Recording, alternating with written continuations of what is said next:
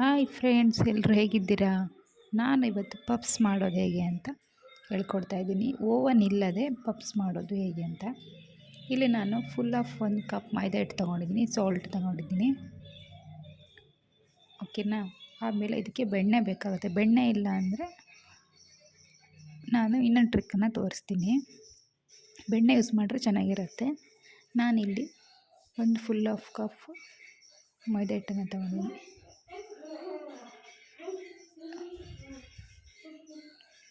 ನೋಡಿ, ಇದು full of cup. ಹಾಗೆ ಇನ್ನೊಂದು ಸ್ವಲ್ಪ ಹಾಕ್ಕೊಂಡ್ರೆ 1.5 ಕಪ್ಪಷ್ಟು ಮೈದಾ ಹಿಟ್ಟನ್ನು ಹಾಕ್ಕೊಳ್ಳಿ. ನಾನಿಲ್ಲಿ ಪಪ್ಸನ್ನು ಯಾವುದೇ ಓವನ್ ಇಲ್ಲದೆ ಕುಕ್ಕರ್ನಲ್ಲಿ ಅಥವಾ ಯಾವುದಾದ್ರೂ ಕಡಾಯಿಯಲ್ಲಿ ಮಾಡ್ಕೊಳ್ಬೋದಂತ. ಕ್ರಿಸ್ಪಿಯಾಗಿರುತ್ತೆ. ಅದನ್ನ ಹೇಗೆ ಮಾಡೋದು ಅಂತ ತೋರಿಸ್ಕೊಡ್ತಾ ಇದ್ದೀನಿ. ನಾನಿಲ್ಲಿ 1ರಿಂದ 1.5 ಕಪ್ ಆಗುವಷ್ಟು ಮೈದಾ ಹಿಟ್ಟನ್ನು ತೊಗೊಂಡಿದ್ದೀನಿ. ಈ ಪಫ್ಸ್ ಮಾಡಲಿಕ್ಕೆ ಮೈದಾ ಹಿಟ್ಟೇ ಬೆಟರ್, ಮತ್ತು ಬೇರೆ ಯಾವುದೇ ಹಿಟ್ಟಲ್ಲಿ ಆಗೋದಿಲ್ಲ. ಇದು ಕ್ರಿಸ್ಪಿಯಾಗಿ ಬರೋದಿಲ್ಲ. ಆಲ್ಮೋಸ್ಟ್ ಆಲ್ ಪಫ್ಸನ್ನು ಇಲ್ಲಿ ನಾನು 1-2ರಿಂದ 3 ಸ್ಪೂನ್ ಅಷ್ಟು ಎಣ್ಣೆನ ಹಾಕ್ಕೊಳ್ತಾ ಇದ್ದೀನಿ. ನೀವು ಬೇಕಾದರೆ ಬೆಣ್ಣೆ ಸೇರಿಸ್ರೆ ಇನ್ನೂ ತುಂಬ ಚೆನ್ನಾಗಿರುತ್ತೆ. ಆ್ಯಕ್ಚುಲಿ ಪಫ್ಸ್ ಮಾಡಲಿಕ್ಕೆ ಬೆಣ್ಣೆ ಯೂಸ್ ಮಾಡೋದು ಬೆಟರ್. ಬೆಣ್ಣೆ ನಾನು ಇಲ್ಲದ್ರಿಂದ ಎಣ್ಣೆಲೇ ಮಾಡಿ ತೋರಿಸ್ತಾ ಇದ್ದೀನಿ. ಬೆಣ್ಣೆ ಇಲ್ಲ ಅನ್ನೋರು, ಆಲ್ಮೋಸ್ಟ್ ಆಲ್ ಸಿಗಲ್ಲ ಅನ್ನೋರು ಈ ಎಣ್ಣೆನ ಮಿಕ್ಸ್ ಮಾಡ್ಕೋಬೋದು.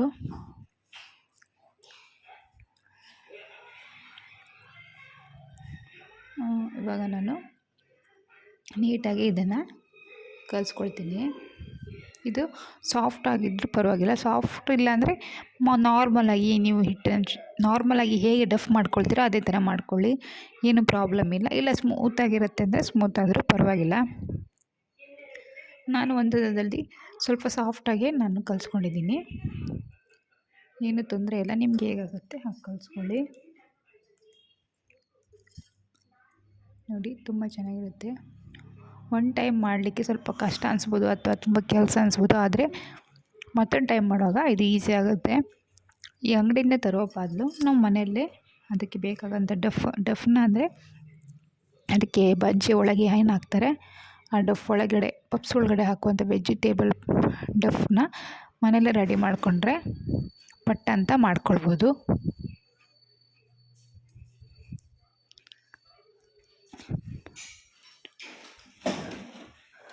ಅದು ಹೇಗೆ ಮಾಡ್ಕೊಳ್ಳೋದು ಅಂತ ನೋಡ್ಕೊಳ್ಳೋಣ.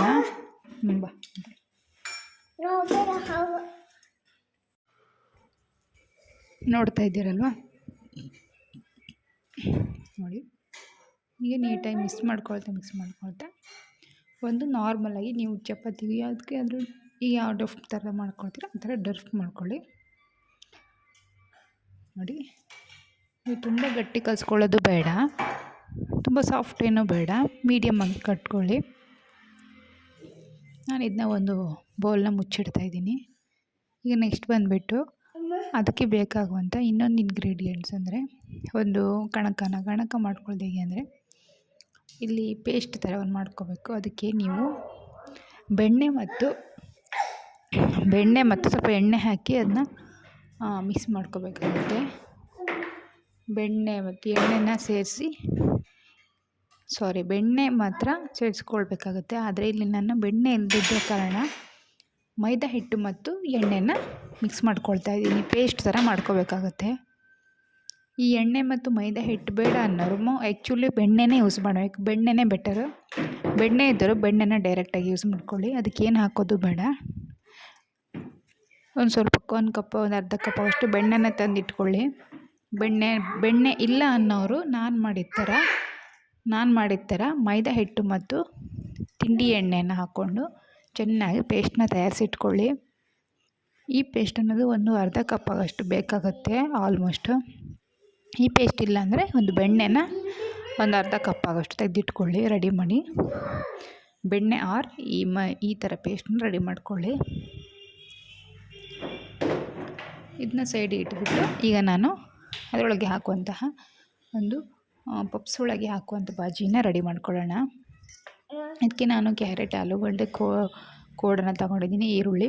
ನಿಮಗೆ ಯಾವ ವೆಜಿಟೇಬಲ್ ಇಷ್ಟ, ನಿಮಗೆ ಯಾವ ವೆಜಿಟೇಬಲ್ ಮಿಕ್ಸಲ್ಲಿ ಇಷ್ಟ ಆಗುತ್ತೆ ಅದನ್ನು ತಗೊಳ್ಳಿ.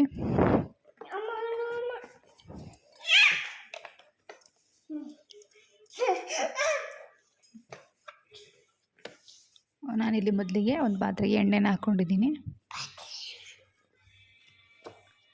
ಎಣ್ಣೆನ ಹಾಕ್ಕೊಂಡ್ಬಿಟ್ಟು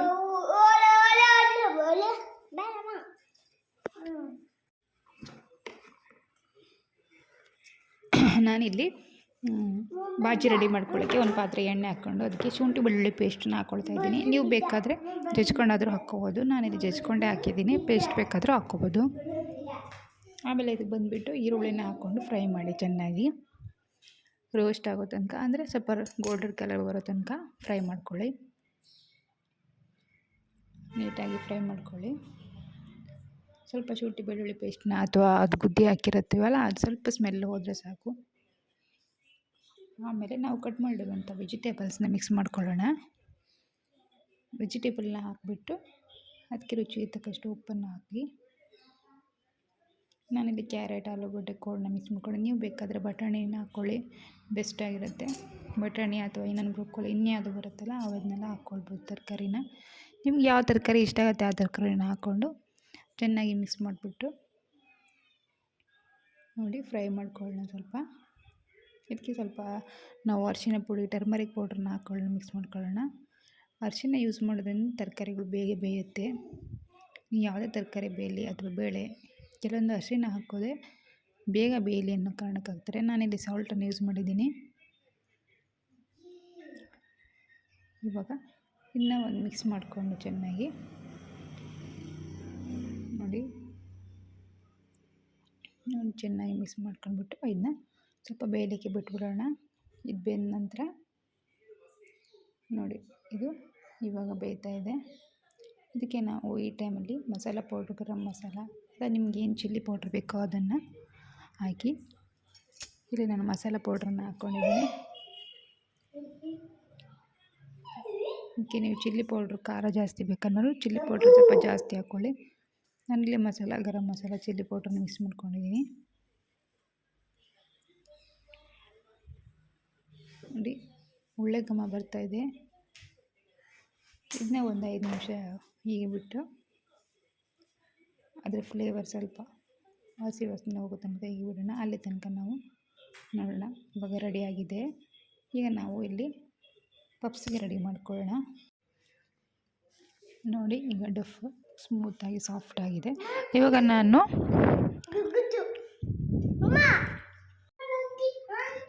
ನಾವು ಇಲ್ಲಿ ಈ ಸಾಫ್ಟಾದ ಡಫ್ನ ಇವಾಗ ನಾವು ಒಂದೊಂದು ಉಂಡೆ ಮಾಡಿಕೊಂಡು, ಅಂದರೆ ಬೇಕಾದರೆ ನೀವು ಈ ಥರ ಲಟ್ಸ್ಕೊಂಡು ಚಾಕುವಿನ ಸಹಾಯದಿಂದ ಇದನ್ನ ಉಂಡೆ ಡಫ್ನ ಕಟ್ ಮಾಡ್ಕೋಬೋದು. ಅದು ಹೇಗೆ ಮಾಡೋದಂತ ತೋರಿಸ್ತೀನಿ.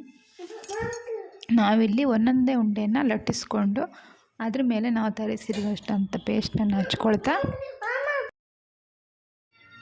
ನೋಡಿ ಇಲ್ಲಿ ನಾನು ಇದನ್ನು ಡಫ್ ಮಾಡಿಕೊಂಡು ಇದನ್ನ ಚಾಕುವಿನಿಂದ ನಿಮಗೆ ಎಷ್ಟು ಉಂಡೆ ಲೆಕ್ಕ ಬೇಕೋ ಅಷ್ಟು ಉಂಡೆ ಲೆಕ್ಕನ ಕಟ್ ಮಾಡ್ಕೊಳ್ಳಿ. ಇಲ್ಲಿ ನಾನು 5ರಿಂದ 6 ಉಂಡೆನ ಮಾಡ್ಕೊಂಡಿದ್ದೀನಿ.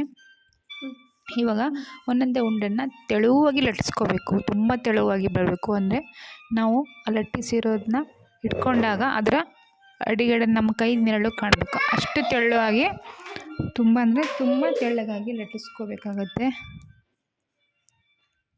ತುಂಬಾ ತೆಳುವಾಗಿ, ಎಷ್ಟು ಸಾಧ್ಯ ಆಗುತ್ತೋ ಅಷ್ಟು ತೆಳ್ಳಗೆ ಲಟ್ಟಿಸ್ಕೊಂಡು ನಾನು ತೋರಿಸಿರೋ ಎಲ್ಲ ಉಂಡೆಗಳನ್ನು ಒಂದೊಂದಾಗಿ ತೆಳುವಾಗಿ ಪ್ರತಿಯೊಂದನ್ನು ತೆಳುವಾಗಿ ಲಟ್ಟಿಸ್ಕೊಳ್ಬೇಕಾಗುತ್ತೆ. ಅಷ್ಟು ಉಂಡೆನ ತುಂಬ ತೆಳ್ಳಗಾಗಿ ಲಟ್ಟಿಸ್ಕೊಂಡು, ಎಷ್ಟು ಸಾಧ್ಯನೋ ಅಷ್ಟು ತೆಳ್ಳಗಾಗಿ ಲಟ್ಟಿಸ್ಕೊಂಡು ನಾವು ತಯಾರಿಸಿ ಇಟ್ಕೊಂಡ ಪೇಸ್ಟನ್ನ ನೋಡಿ ಹೀಗೆ ಎಲ್ಲನೂ ಒಂದೊಂದಾಗಿ ತೆಳುವಾಗಿ ಲಟ್ಟಿಸ್ಕೋಬೇಕು. ಇವಾಗ ಎಲ್ಲನೂ ಲಟ್ಟಿಸ್ಕೊಂಡಾಯ್ತು. ಇವಾಗ ನಾವು ಮಾಡಿಟ್ಕೊಳ್ಳೋಂಥ ಮೈದಾ ಹಿಟ್ಟು ಮತ್ತು ಎಣ್ಣೆಯಲ್ಲಿ ಪೇಸ್ಟ್ ಮಾಡಿಟ್ಕೊಂಡಿದ್ದಲ್ಲ ಅದನ್ನು ಒಂದೊಂದೇ ಲಟ್ಟಿಸ್ಕೊಂಡಿರೋ ಹಿಟ್ಟಿಗೆ ಮೇಲ್ಗಡೆ ಎಲ್ಲನೂ ನಾವು ಸವರಬೇಕಾಗುತ್ತೆ. ಒಂದ್ರ ಮೇಲೆ ಒಂದು ಸವರ್ಕೊತ ಒಂದ್ರ ಮೇಲೆ ಒಂದು ಹಾಕ್ಕೊಳ್ತಾ ಹೋಗಬೇಕು. ಇಲ್ಲಿ ಬೆಣ್ಣೆನ ಯೂಸ್ ಮಾಡ್ಕೊಳ್ಳಿ. ನೀವು ಬೆಣ್ಣೆ ಇರೋರು ಬೆಣ್ಣೆನ ಹೀಗೆ ಸವರ್ಕೊಂಡು ಫುಲ್ಲು ಎಲ್ಲ ಕಡೆ ಬೆಣ್ಣೆನ ಸವರ್ಕೊಂಡು ಒಂದ್ರ ಮೇಲೆ ಒಂದು ಸವರ್ಕೊಂಡು ಲಟ್ಟಿಸಿರುವ ಚಪಾತಿ ಥರ ಲಟ್ಟಿಸಿರ್ತೀವಲ್ಲ ಅದನ್ನ ಹಾಕ್ಕೊಳ್ಳಿ. ತೆಳ್ಳಗೆ ಲಟ್ಟಿಸಿರುವಂಥದ್ದನ್ನ ಒಂದ್ರ ಮೇಲೆ ಒಂದು ಹಾಕ್ಕೊಂಡು ನೋಡಿ ಒಂದು ಚಪಾತಿ ಹಾಕಿ ಅದ್ರ ಮೇಲೆ ಮತ್ತೆ ಬೆಣ್ಣೆ ಸವರೋದು, ಇಲ್ಲಾಂದರೆ ನಾನು ತಯಾರಿಸಿಟ್ಟಿರೋಂಥ ಪೇಸ್ಟ್ ಥರ ಇರೋದಿಲ್ಲ ಅದನ್ನು ಸವರ್ಕೊಳ್ಳೋದು. ಹಾಗೆ ಮತ್ತೆ ಪುನಃ ಒಂದರ ಮೇಲೆ ಬಂದು ಹಾಕ್ತಾ ಸವರ್ತಾ ಈ ಥರ ಮಾಡ್ಕೊತ ಹೋಗಬೇಕು.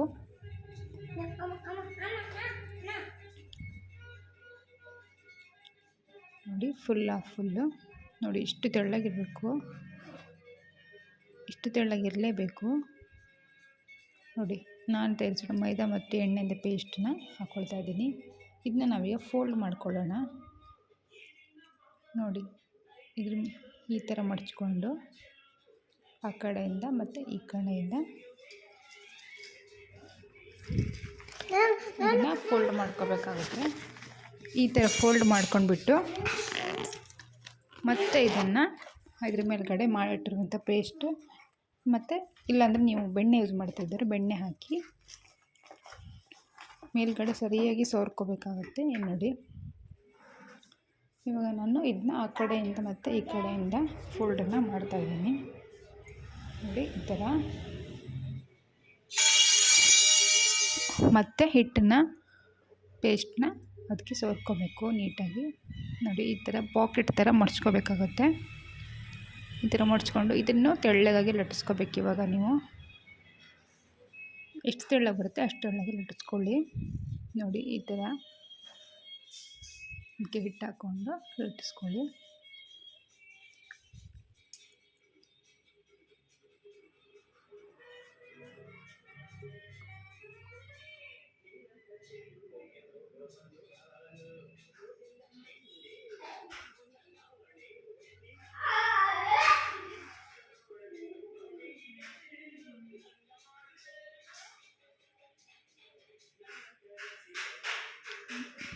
ನೋಡಿ ಈ ಥರ ಲಟ್ಟಿಸ್ಕೋಬೇಕು. ನಮ್ಮ ಕ್ಯಾಮ್ರಾ ಸ್ವಲ್ಪ ಏನಕ್ಕೂ ಬ್ಲರ್ ಆಗಿಬಿಟ್ಟಿತ್ತು, ಏನು ಅಂದ್ಕೋಬೇಡಿ. ನೋಡಿ ಈ ಥರ ಲಟ್ಟಿಸ್ಕೊಂಡು ಸೈಡಿಗೆಲ್ಲ ಇರೋದನ್ನ ಕಟ್ ಮಾಡಿ ತಕ್ಕೊಂಡು ಅದನ್ನ ಚೌಕಾಕಾರದ ರೀತಿಯಲ್ಲಿ ಮಾಡ್ಕೊಳ್ಳಿ. ಇವಾಗ ನಾನು 3 ಥರ ಬಾಕ್ಸ್ ಥರ ಗೆರೆ ಹಾಕಿ ನೋಡಿ ಈ ಥರ ಆ ಕಡೆ ಅಡ್ಡ 2 ಗೆರೆ ಹಾಕ್ಕೊಂಡಿನಿ, ಈ ಕಡೆ ಅಡ್ಡ 2 ಗೆರೆ ಹಾಕ್ಕೊಂಡ್ರೆ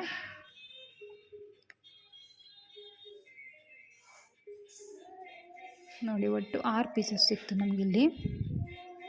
ಇದನ್ನು ಈ ಥರ ಮಡ್ಚ್ಕೊಂಡು ನೋಡಿ ಅದರೊಳಗಡೆ ನಾವು ಮಾಡಿಟ್ಟಿರುವಂಥ ಪೇಸ್ಟ್ ಅಥವಾ ಬೆಣ್ಣೆನ ಸೈಡಿಗೆ ಎಡ್ಜಲ್ಲಿ ಸೈಡಿಗೆ ಫಸ್ಟಿಗೆ ಹಚ್ಚಿಟ್ಕೊಂಡು ನೋಡಿ ಪೇಸ್ಟನ್ನ ಅಥವಾ ಬೆಣ್ಣೆನ ಈ ಥರ ಸವರ್ಕೊಂಡು ಆಮೇಲೆ ಒಳಗೆ ಹಾಕುವಂತಹ ಬಜೆ ಅಥವಾ ಹೂರಣನ ತುಂಬಿಟ್ಕೊಂಡು ಅದನ್ನ ನೀಟಾಗಿ ಎಡ್ಜೆಲ್ಲ ಮಡ್ಚ್ಕೋಬೇಕಾಗುತ್ತೆ. ಪ್ರತಿಯೊಂದನ್ನು ನಾವು ಇದೇ ಥರ ಸೈಡಲ್ಲಿ ಬಿಟ್ಕೋಬಾರ್ದು, ನೀಟಾಗಿ ಅಂಟ್ಕೋಬೇಕು. ಆ ಥರ ಮಡ್ಚ್ಕೋಬೇಕಾಗತ್ತೆ. ನಾವು ಮಾಡಿರೋ ಎಲ್ಲ ಥರನೂ ಮಾಡ್ಕೊಳ್ಳಿ. ನೋಡಿ ಈ ಥರ ಸೈಡಿಗೆಲ್ಲನೂ ಮಾಡಿಟ್ಕೊಂಡಿರೋ ಪೇಸ್ಟನ್ನು ಮತ್ತೆ ಹಚ್ಕೊಂಡು ಮತ್ತೆ ಸೇಮ್ ಹೂರಣನ ಹಾಕ್ಕೊಳ್ಳಿ. ಅದನ್ನ ಸೈಡಿಗೆ ಇದೇ ಮೆಥಡಲ್ಲಿ ನೀವು ನಾನ್ ವೆಜ್ ತಿನ್ನೋರು ಅಥವಾ ಬೇರೆ ಏನಾದರೂ ಎಗ್ ಪಫ್ಸ್ ಏನೋ ಮಾಡ್ತಾರಲ್ಲ ಅದನ್ನು ಕೂಡ ಇದೇ ಟೈಪಲ್ಲಿ ಮಾಡ್ಕೋಬೋದು. ನೋಡಿ ಈ ಥರ ಮಾಡ್ಕೋಬೋದು. ನೋಡಿ ಈ ಥರ ಸೈಡಿಗೆಲ್ಲ ಹಾಕ್ಕೊಂಡ್ಬಿಟ್ಟು